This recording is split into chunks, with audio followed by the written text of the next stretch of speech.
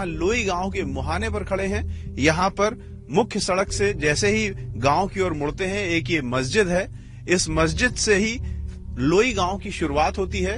इस गांव के अंदर करीब 1600 लोग ऐसे हैं जो अभी भी यहाँ पर फंसे हुए हैं। यहाँ से सरकारी कैंप हटा दिया गया है। अब लोग अपनी अपनी झोपड़ियां बना करके रह रहे हैं। कब ये हटा कैंप? 10-12 दिन हुए जी।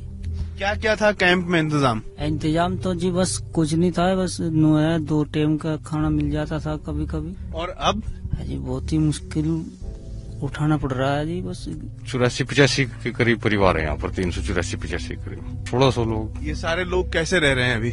बस कोई किसी ने दूसरी जगह जाने झुग्गी डाल ली, कुछ ने इधर उधर। एक कमरे में 4-4, 5-5 परिवार है, उनके बच्चे भी है। बहुत सी बार तो पूरी रात जो है नहीं बैठ के गुजारनी पड़ती है। ये सामने जो टेंट लग रहे हैं 2-4, ये कैसे हैं? बस ये इसमें दिन में आदमी आ जा, बाकी जो है नहीं इनमें जाडा तो रुक नहीं पा रहा, क्योंकि ये सिंगल टेंट है अपना जो है नहीं, वो कमरे में एडजस्ट हो जा जो है नहीं। प्लास्टिक के इन कैंपों में सर्दी से कैसे बचाव होगा, ये आप भी बखूबी समझ रहे होंगे। हद तो ये है कि इन कैंपों में पुआल तक नहीं है। जमीन पर पतली प्लास्टिक बिछाकर लोग सोने के लिए मजबूर हैं। जो जाड़े की स्थिति है, यहाँ पर लोग इस तरह से रिबन बांध करके और रस्सी बांध करके किसी तरीके से जाड़े से बचने की कोशिश कर रहे हैं, क्योंकि सर्द हवाएं चलती हैं।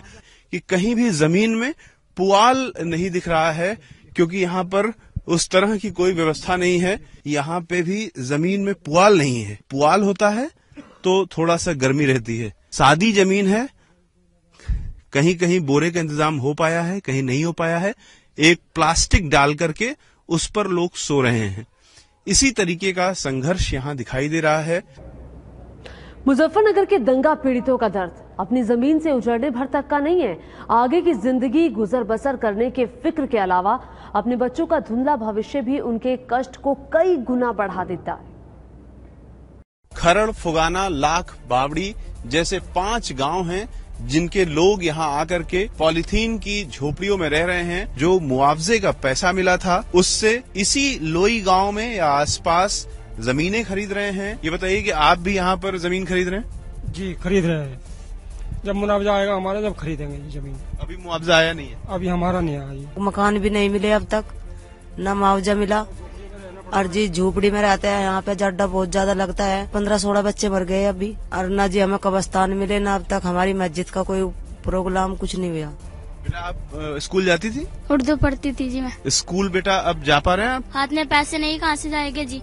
पैसे मांगते हैं यहाँ से। 150 बच्चे स्कूल में जाते थे, मदरसे में भी जाते थे, अब वो जा नहीं पा रहे हैं जी। 150 बच्चे यहाँ पर हैं जिनकी पढ़ाई नहीं हो पा रही है। और जनवरी की सर्द रातों में जब ठंड हड्डियों को भी कंपकपाती है, जान बचाने के लिए लोई के कैंपों के बाहर लोग जैसे तैसे आग के सामने रात गुजारते हैं।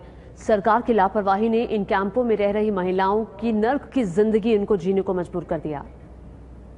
रात का 2 बज रहा है और आप लोग सोए नहीं?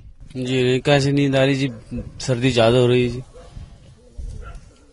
आप लोग कैसे रात गुजारती हैं रोज? अजी ठंड लगा है जी, नींद नहीं आती ठंड में। ऐसे दिन भर बस यही पकाना खाना, अपनी 5 टाइम की नमाज पढ़ते हैं जी। और जब ठंड लगती है नींद नहीं आती तो आग बाढ़ का सेकनी शुरू कर देते हैं, जिसे कैसे सेक कर रात काटते हैं अपनी जी। बहुत परेशानी बन रही है जी।